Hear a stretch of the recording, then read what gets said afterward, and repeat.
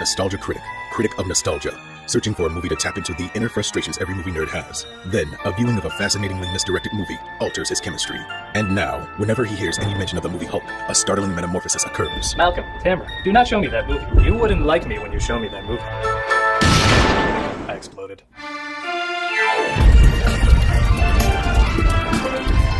The critic is wanted for property damage he didn't commit. Well, okay, he did, but it was just of a movie, and that movie sucked. The critic's patience is believed to be dead, and he must let the world believe it is dead, until he can find a way to control the whiny bitch fits that dwells within him.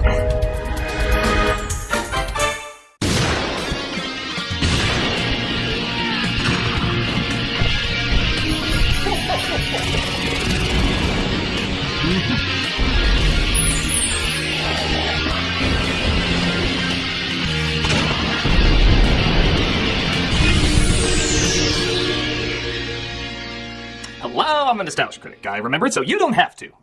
You know, this should be the easiest guy to make interesting. The Incredible Hulk is a classic Jekyll and Hyde story about scientist Bruce Banner whose experiment goes wrong and turns into a giant green monster whenever he gets angry. It has both the psychological and physical elements that usually make for great classic storytelling. Yet his cinematic ventures have been so underwhelming that despite him being many people's favorite parts in other movies, no solo movies are planned in the near future. And that all started with the simply known as Hulk. How can a story about a giant green monster be boring? That was the challenge presumably given to director Ang Lee. He just finished a winning streak with his martial arts opus Crouching Tiger, Hidden Dragon, winning over box office, critics, and too many awards to count. So producers immediately said, we want that for our action-packed Hulk movie. But what they were missing is that Ang Lee usually did social dramas. He did Crouching Tiger, Hidden Dragon because he always wanted to do a martial arts movie.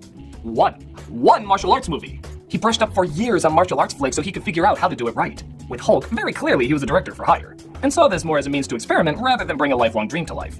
And much like Bruce Banner, this experiment would haunt him for the rest of his days. He certainly recovered and returned back to his comfort zone, but the mark this movie left on comic fans is probably the most uniquely bad since this. This is why Superman works alone. But while that was bright and colorful and at least made little kids happy, this would only make that kid who stands in the corner saying, I'm bad happy. Because he's gonna set someone on fire. So, why is this the most intriguing and yet somehow also most boring of missteps? Well, let's make everybody angry with Hulk. Well, tone down those expectations there. This is not the movie you're going to get.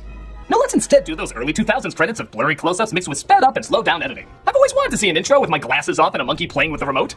Okay, Coco, push play. No, now you're fast forwarding. No, now you're slowing it down. No, now you have it on extreme zoom. No, pull it back to normal. This is the best way to watch this movie. Oh, if you think this style is only done in the credits, your senses are in for a bludgeoning. Because there's gimmicky editing techniques throughout the entire film. And I mean the entire film. Just look at this flashback of Bruce Banner's father. I'm gonna have a baby.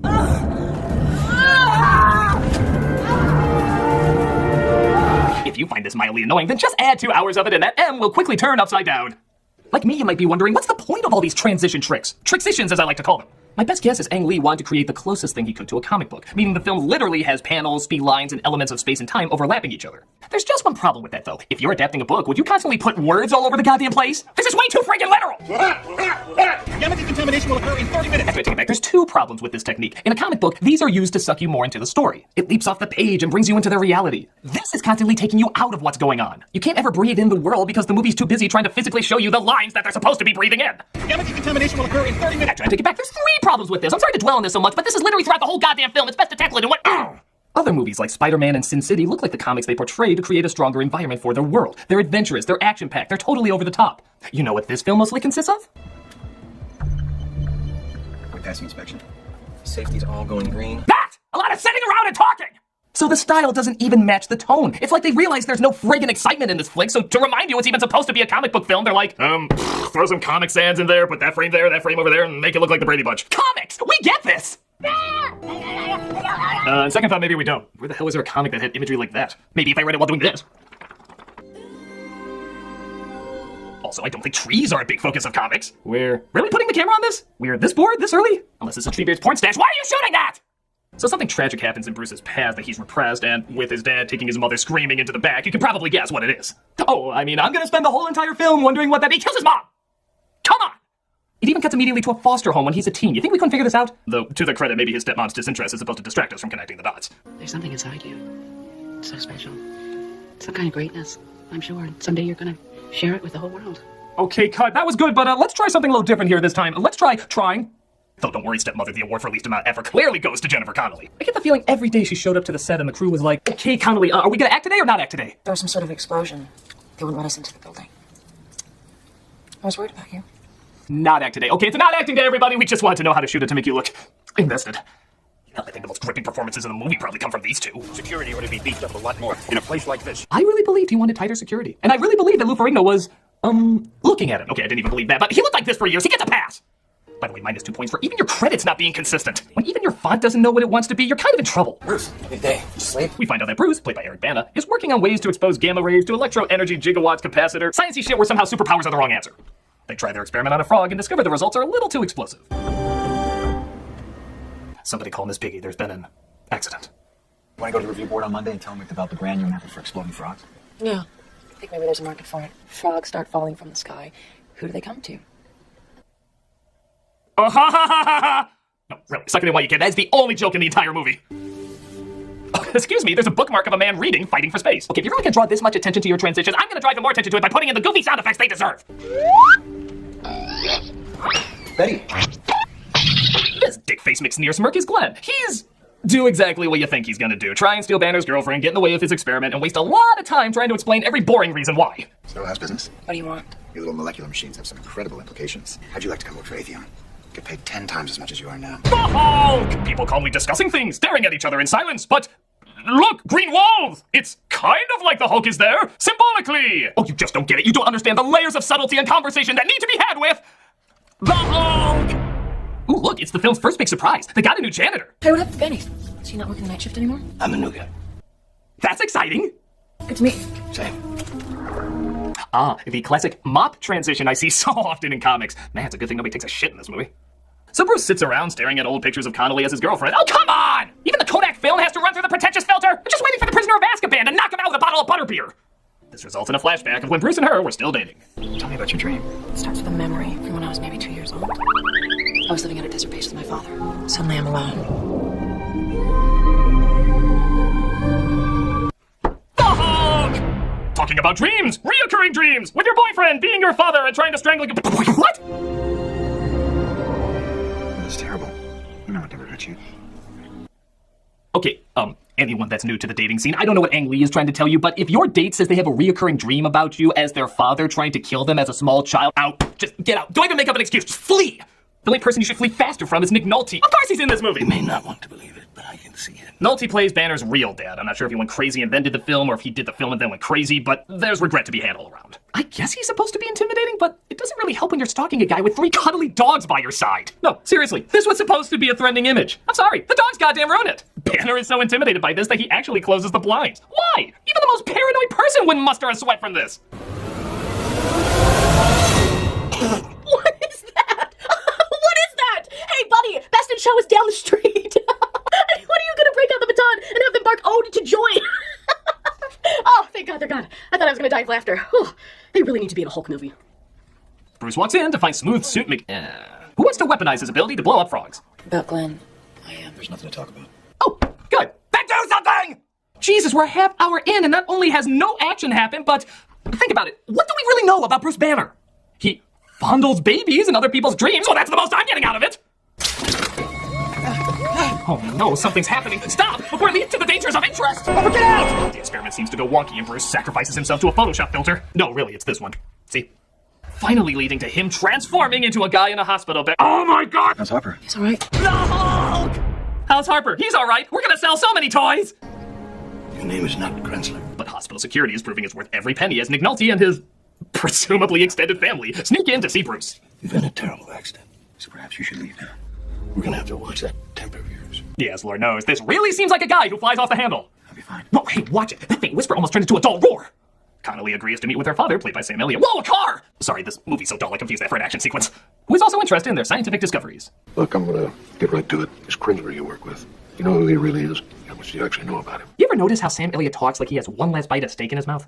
Right now, I'm not at liberty to. Yeah, Look, I'm chew. noticing Chew things. and swallow. Just to make sure Chew I'm clear. and swallow. It's rude to act with your mouth full. Don't make Marvel waste you in another movie. Maybe this time you just honestly wanted to see me again. I do want to see you. I really wish that I could believe you. The Hulk! The teaser that literally looked like this was literally representing this. The Hulk! The fight funny thing is, we're about 45 minutes in. Well, okay, I guess they're doing the Jaws effect and trying to build up the green guy's appearance. But here's the thing, when he does finally change, it happens right the hell out of nowhere. Yeah, he's just sitting at his computer doing work, and suddenly he's like, shit damn it, I want the Hulk! There's only so long we can pretend we know what we're talking about. Deliver the green M&M on Shrikoids!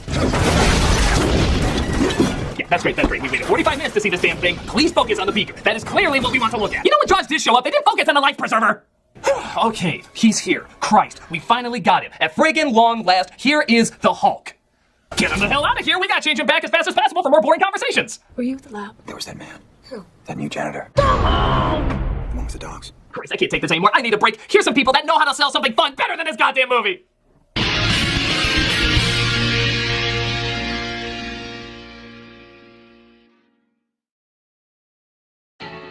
Hey kids, you want something smashing? Yeah! Well, crash your way to excitement with the Hulk.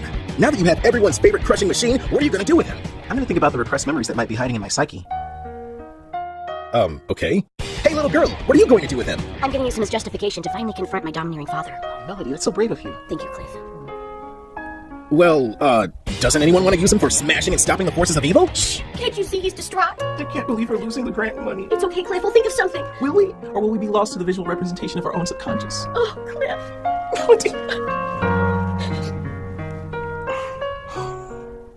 The Hulk. It's as much fun as it looks. We've done no childish things.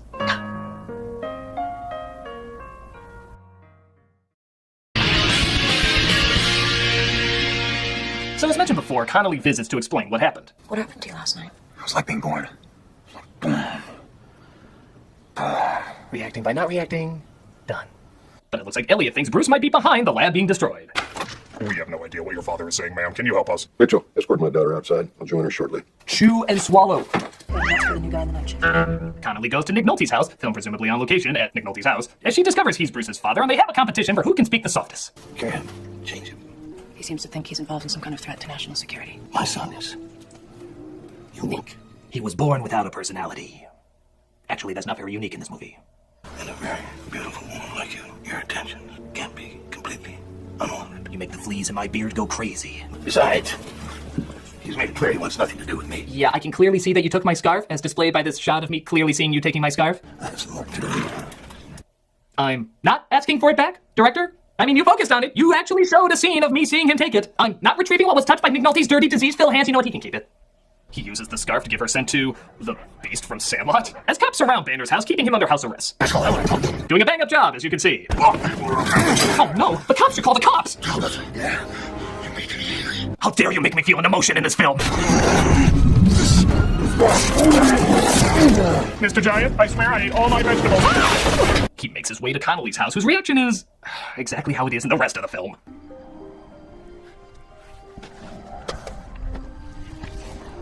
Cut! Okay, Connolly, let's try something a little different here. Act!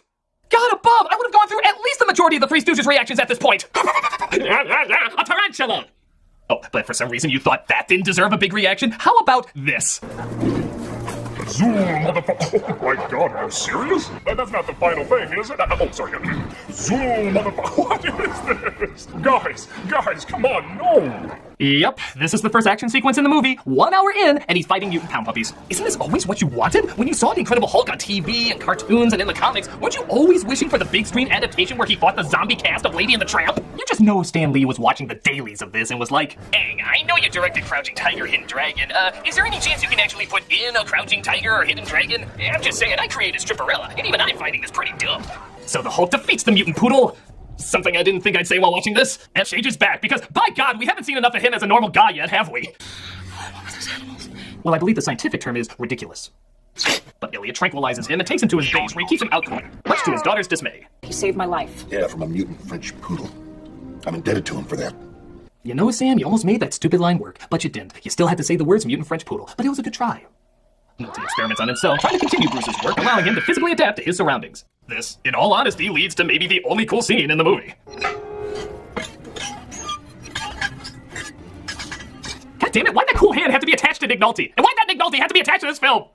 Don't worry though, they give you more of exactly what you came here for. Friggin' talking! Only this time, there's an army to stop any exciting development, so there's no fear of that pesky joy. Hell, I think even the soldiers will be shouting at them to get some action about now. It's hard to believe we used to live here. I must have seen you or known you.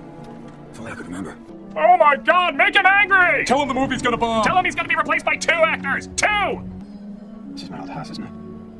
You know, you see that unused playground equipment that's supposed to be fun for kids, but is in the middle of an empty, lifeless wasteland? I can't help but wonder if that's Ang Lee's symbolic cry for help.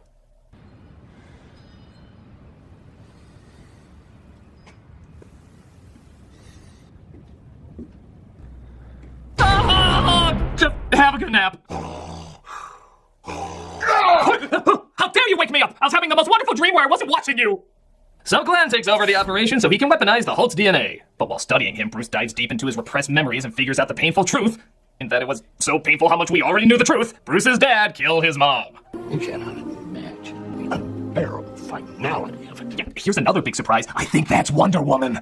He of course turns into the human Battletoad and he tries busting his way out. But they have foam to stop him. Because if it makes bath time fun, surely it can make the Hulk fun. Okay, I think this scene only exists just to make a caption contest. Like, name this movie and give only wrong answers. Or explain how this is somehow the way we first met. Or this is what we spent $137 million on, guys. We cray-cray! Wow, even by this movie's standards, that was a new level of what? Coming summer 1977, a spin-off of Charlie's Angels entitled Guy Flying Over Fireball Looking Like a Twat. Elliot does the sensible thing of releasing him onto the world. Oh, yeah. And the military tries to take him down in the desert. To hell with this interpretive dance bullshit, I gotta smash something! Okay, I know the Hulk is supposed to be able to jump far, but the way they do it, he looks like an unrendered Mario character. And we finally get a little bit of Hulk actually fighting someone. Oh my god, that was amazing! I am still falling!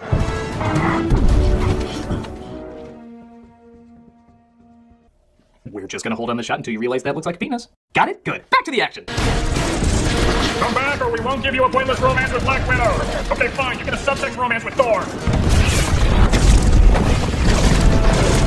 But he makes his way to San Francisco, presumably to stop more seasons of Fuller House. We then interrupt this thrilling action sequence to give you shaving. Was every scene based on a bet? Hey, I bet you can't do a Hulk movie where he fights a poodle. Hey, I bet you can't do a Hulk movie where he's stopped by bath products. Hey, I bet you can't do a Hulk movie where he shaves in the middle of a fight sequence. Whoa, hang, I meant just try one of those bets in the movie. I didn't know you do all 3. Oh my god, there should be a diffuse manual for the bomb you're making. He, of course, keeps going and makes it to the city. All right, now it's time to do some real damage. Go Rampage before Rampage mucks it up. Or, in keeping on track, stop before you get to the actual cool stuff. That works. Not at all. Blow him to hell. So Nolte is brought to his son, which obviously means the movie should focus on the conflict between Nolte and Elliot. Maybe they had a competition for who could be understood the least. He's brought in to apparently take part in the stage play version of the film. Bruce, what's your favorite word? Sour face. Brown hair. Brown eyes. But hey, let's have this 2 hours of suck go out on a high note, as Nolte gives his best impression of Yosemite Sam swallowing a duck. Infected humanity's soul, and the kind who walk there disappear to me. Man out there in no uniforms. I Hulk your milkshake. Think of all harm they've done. Wow, I don't think he could chew more scenery than if he literally picked up the set and started biting it. Whoa, I was just kidding! Somebody should actually stop him before he eats himself. He absorbs the electricity, making him super powerful, and I'm just gonna take a wild guess and say Connolly stares blankly at this. I never thought I'd say this, but can we have this performance back? Someone has been in my room again. I hate that. I hate it! I can't promise it won't lead to this, but at least it's an attempt. Banner turns into the Hulk and Nolte flies them away, absorbing whatever he touches. It's the ultimate battle between father and son, even though there's surprisingly been very little time dedicated to them interacting as father and son. So much has not been building up to this. Hey, we may be bad, but we're not bad for stick yet. Oh my god, it's the audience patience is about to blow! But the army nukes them and they're both presumed dead. Connolly cares so little that she's lost her true love that she actually consoles her father rather than her father consoling her. When will I be more considerate about how my lack of feelings affects your feelings? But of course they can't shake this feeling that Banner is still alive. Look, if by some chance he did survive, I'll try to get in touch. I know he's still out there. The Bruce, taking it easy for us sinners. And it looks like he is still out there using his research to help others until somebody tries to stop him. And roll those exciting looking credits that in no way reflect the joyless mess that we just witnessed. The Hulk! This movie's terrible! It's the perfect definition of misguided. It has some neat ideas, neat visuals, and I'll even argue that one or two of those transitions could be very effective, clever, and even beautiful at times. But there's just no thrill or investment. Banner is not made an interesting character. He's forgettable and bland, just like the rest of the characters. And when you can't find them interesting, you can't find the film interesting. Plain and simple. I'm a nostalgia critic, and I need to journey to find better movies to watch.